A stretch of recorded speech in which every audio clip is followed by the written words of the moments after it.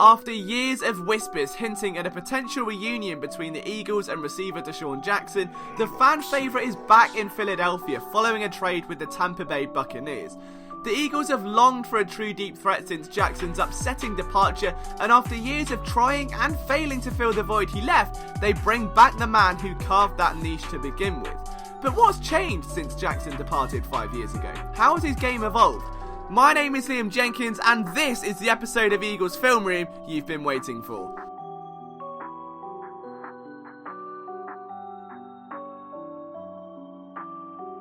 Before we get started though guys, make sure you're hitting that subscribe button and leave a like if you enjoy this kind of content. It really does mean the world to us, and if you can join us on our quest to build the biggest and most active Philadelphia sports community on YouTube, then it would mean the absolute world. And don't forget, you can check out daily content from myself and all of our writers at phillysportsnetwork.com.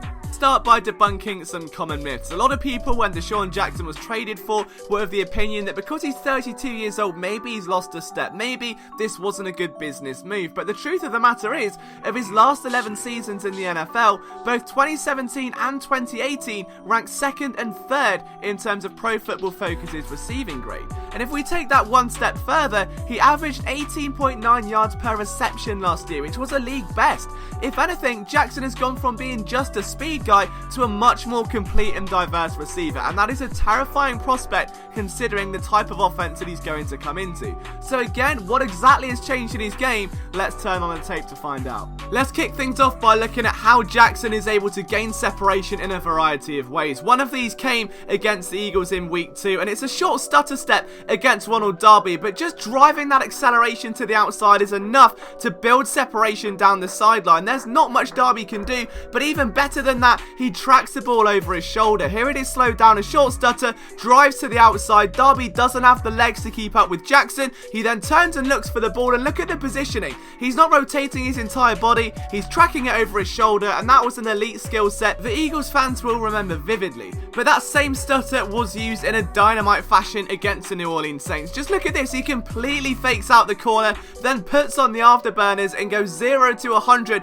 real quick. And if we slow this one down and just look a lot closer at this, he stays vertical, and the minute the corner has to take a big stride to reset his body and think it's a closing route, that's when Jackson presses the gas and it's down the sideline. There is no chance in hell he's being caught on this route. It's a poor throw, we'll get to those a little bit later. But what happens when he's being pressed at the line of scrimmage, when DBs aren't going to respect that speed? He'll dominate the stem with agility and a high football IQ, and that is something new. This is what I'm talking about, where he's become a more complete receiver. Just watch this play. He's going to sell the vertical route so well. The minute the DB turns, he just flicks his hips like it's a human video game move. Very few people can move in the way that DeSean Jackson does. Here's another example of that against the Tampa Bay Buccaneers. Watch the hip fluidity here. The blue line is the route he actually runs. The red line is what's simply an out route. It's off coverage. He knows he's going towards the DB. He's going to fake it up. This way the DB has opened his hips to adjust. Then you can see that front leg. He has to go backwards to account for the idea of Jackson going vertical, which he sells here, and then has to bring all of that weight back across his body, because in the blink of an eye, Jackson has turned out, caught a ball, and gone to the ground. It's remarkable. This is what it looks like all tied together. It's as if someone is simply weaving a string. Here's another example against the New Orleans Saints. The red line is the post route that's surely designed. The blue one is how he gets off this press coverage. How does he get through his release? He sells it vertical. At this point, the safety's got a choice to make. He makes the wrong one, and DeSean Jackson is just open. It's that ability to be aware of what's going around him, to dictate coverage with his movement by allowing that corner to pass him up, thinking the linebacker's going to take care of it. Here's a corner out. You can see him line up outside. This is another aspect of his game. Now he's lining up all over the field, the slot, WR1 and WR2. He sells it vertical. A quick twitch inside is all that's needed. It's as if that throughout his time in the league, Jackson has realised how defenders play him and how to best capitalise on those patterns.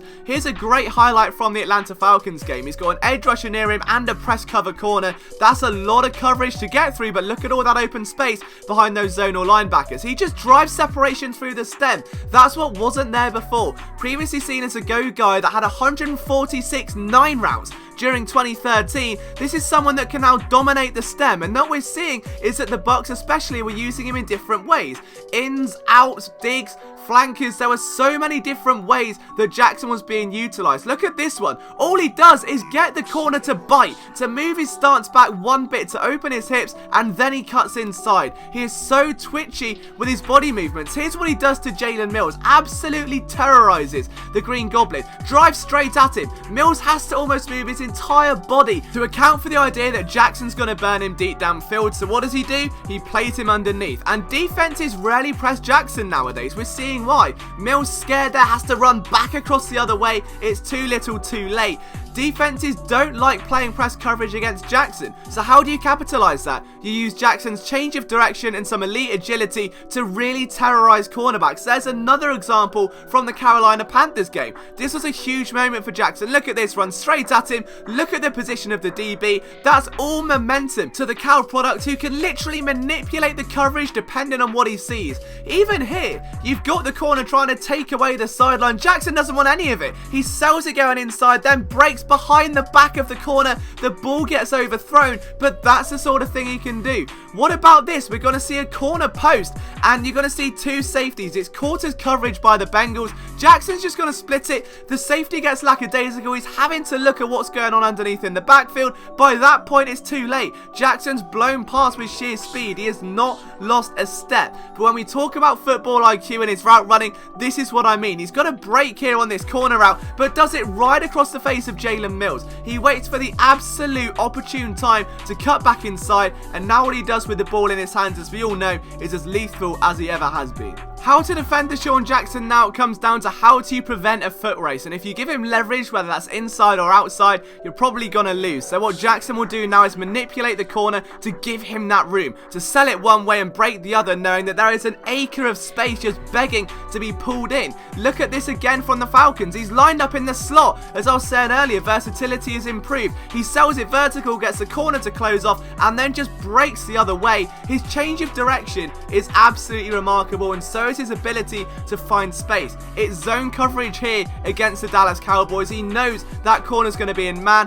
What is the safety going to try and do? Does he break in the middle of the field? Yes, he does. At that point, Jackson pulls it in.